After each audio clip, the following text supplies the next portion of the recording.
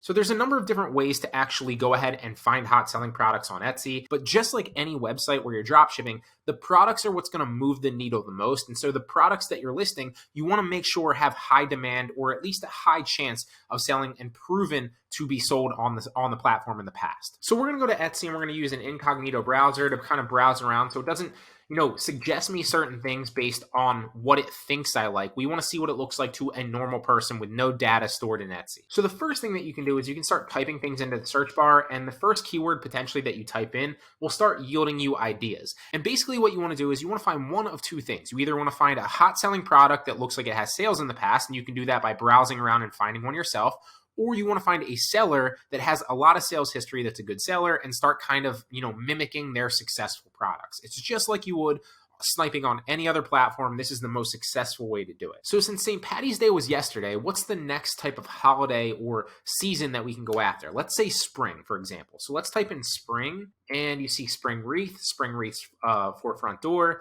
spring decor, spring press on nails. And typing keywords into the search bar like this will actually show you different ideas going forward of what Etsy thinks you're looking for based on what other people are already looking for on the platform. So that's one way to do it. What I'm going to do to accelerate that process, just for the sake of the tutorial, is type in something like funny spring t-shirt. And we're going to make a t-shirt. And the next thing that you're going to want to do is you're going to want to look for products that are already selling. So you see that this one says popular now. We can check that one out. If it's ranked high, then you also could check that out. Or if it says star seller, then you could look into the seller. But let's just open a couple of these tabs and we'll start looking through. So let's open what part of this don't you understand? My peeps might be an interesting one for Easter coming up. This one might be an interesting one. Hello Spring might be an interesting one. And you can go down. What you want to do basically before you actually create these is actually search that to make sure that there's not a lot of other competition out there. Whereas like there's 50 other shirts just like this. So this one's the first one we're going to check out. This one says it's popular now. So the very first thing that we're going to do is men's tee chocolate bunny talking funny Easter holiday. We're going to search that into the Etsy search bar. So we're going to come back here. It's actually a new tab. Oh, got one in the incognito browser.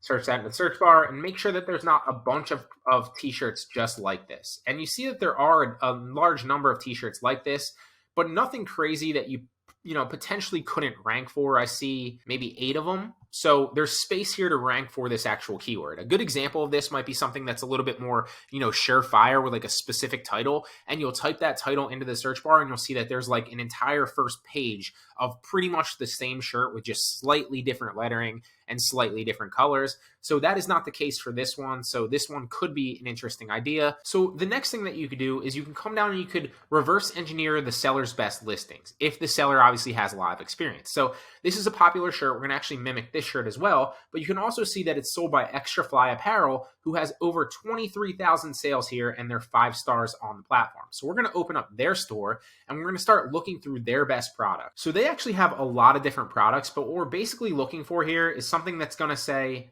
hot selling product or showing us that there is a lot of sales. You could also go down at their most recent reviews and see which of their products are actually selling well. So to give you an example of how we're going to recreate the shirt, you can either use Canva or you can use Photoshop. For this specific tutorial, I'm going to use Photoshop because that's what I like, but Canva is just as easy. It's really, really simple to play around with. And if you need to learn Canva, you can probably learn Canva in like 15, 20 minutes by watching a simple tutorial. So we're simply going to recreate something just like this, but maybe put our own spin on it. So we're going to find chocolate looking bunnies just like this. All right, so we found an image very, very similar. And now we're just going to download the image and we're going to rip those bunnies out of the picture. We'll just save the image. We'll bring it open in Photoshop. And specifically with Photoshop t-shirts, you want them to be 4,500 by 5,400. Those are the best dimensions to create on an image for a t-shirt. So you'll see this is going to be like the main part of the t-shirt. Now we know what we're working with. So we're going to open that picture that we just downloaded. With the bunnies, simply quick select it, which means we're just going to take the bunnies out of the original picture. And now we're just going to quick select the bunnies and grab them from the image. So now we have the bunnies. One tip that I will give you is make sure that you utilize all of the space that you have in this actual frame. You don't want a little design on a big t-shirt unless that's what you're actively going for. Now I also went to Google and we're going to open up 2 speech boxes really fast. I just downloaded those off Google as well. And we're going to need to select these with the quick selection tool. tool just like we did before. Now that we quick selected it, we're going to just drag it over. And now we're going to do the same thing with the other one, just quick select it. And now we've pretty much replicated the shirt. We just need to add some text there. All right, and there we go. We pretty much replicated the shirt. So what we basically did is we took these images off Google, we put them in there. We then found some speech tabs. We literally wrote "my butt hurts," and then we changed it up a little bit with, instead of saying what, he's got like the shocked, or like the, I don't even know what you would call that face, but we put that emoji in there to kind of switch it up. And that's pretty much what the original shirt looks like. We just kind of put our own spin on it. Now, before you actually upload this, because unless you're uploading this to a white shirt, and even if you are uploading it to a white shirt background, the whites might not still be the same color. You can also learn these basics of Photoshop super fast within like a quick Udemy course or something like that. It won't take you very long. Canva's a lot easier to use, but again, you can't rip the actual picture out with PNG like I'm about to show you. So if this was your t-shirt and you were using like Canva, you'd have to put this on a white background because you can't remove the background. If you are on Photoshop, one of the benefits of that is that you can just hide the background now, and then it turns into a PNG, and you can save this picture and then put it on whatever background shirt you want. So we're going to export this now as the PNG. And now what you want to do is you want to go back into Printful. You're going to go to your stores. You're going to go to add a product. And now you're going to find a t-shirt. So you can type in t-shirt here. I know where they are. So I'm just going to go to men's clothing, or this might even be better for women's clothing, t-shirts. A lot of them are unisex anyway. And you can see on the side here on Printful all the different things that you're able to drop ship. And then right here, we're going to actually put our design in. So it's DTG printing. We're going to drop the design in there, and bam, there it's on the shirt. We can actually see what it looks like on the actual shirt. And so now what you want to do is you want to select all the potential colors and sizes that you can, which is why it was important for us to actually make that a PNG image in the first place. Because if we didn't, we could only really put it on a white background, because then it would be a white square on a different color shirt and it would look terrible. So we're going to select all the colors that we can. And obviously it limits you to a certain variance. So we're going to take out 4XL, 5XL, we'll take out XS, we'll take out 3XL, and then we're going to remove some of these other colors right here, not white though. And there we go. So now we offer it in all these sizes and all these specific colors. I took a lot of the darker colors out because I don't know that this would look too good on a dark shirt.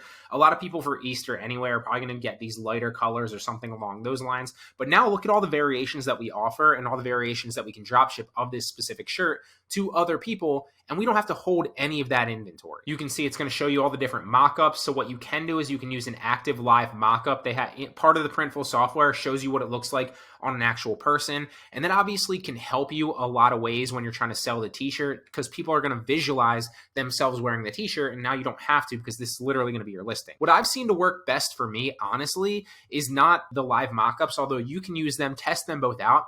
I've seen that like normally just like the laying down kind of ones work the best, but again, test them both. I have sold plenty of shirts and mugs where it's like the lifestyle image. So I'm going to use the spring summer vibes mockup, and here we go. So you can't see what the shirt looks like here, but it will when it actually uploads onto Etsy. So now what we need is we need the product title and the description. Okay. So the first thing that I like to do is I like to go through and check to see what the bottom one looks like, because the bottom one on Printful often will say something along the lines of manufactured in whatever the country is. I always delete that. The next thing I do is I'm going to go back, and what I'm going to do for the sake of saving time is just copy their specific listing, because I'm actually going to list this. And then I'm going to paste it in here to get all the potential keywords that they potentially rank for on the platform. Now, what you want to do once you do this is you want to switch this up a little bit, right? So you don't want to say their exact title. You want to switch it up. You just want to use the majority of their main keywords. So I'm going to paste this in here. I'm also going to see if their description says anything. So they don't really have any good keywords in their description. So that's a way that we can improve ours. Women's, since we made a women's shirt, women's chocolate bunnies, talking funny Easter holiday short sleeve, t-shirt, bunny, rabbit, funny egg hunt, spring, t-shirt, short sleeve. The next thing you're going to want to do is the tags. So just like you would on any other website, you want to come up with some good tags that are going to actually help you get visibility on the platform. And now's the fun part. Now you get to see what you can actually make. So for whatever reason, I need to reboot my actual Printful because it's not working, but usually it estimates your profit margin here on the sides. So it'll tell you if you list this for 15 bucks, here's what you'll make on the actual t-shirt. You also want to take into account what everyone else is selling this for. So they're selling it for $10.99. That does not mean you need to sell it that low. What I would do is I would take this in to Etsy again, see what everybody else is selling it for, and then pick somewhere in the middle. When you're starting out and you don't have a lot of reviews, you want to sell on the lower end to get some reviews and some social proof. This is true on any platform that you dropship on. As you build those reviews, you build more store notoriety, you get more sales, you can start raising your prices, because then obviously people will buy from you with the know, like, and trust factors. And there you go. Now it's publishing it to your store. Now the next thing that you're going to want to do when you actually go into Etsy is you have to go back into your Etsy store and then publish the actual listing. It will be in draft mode.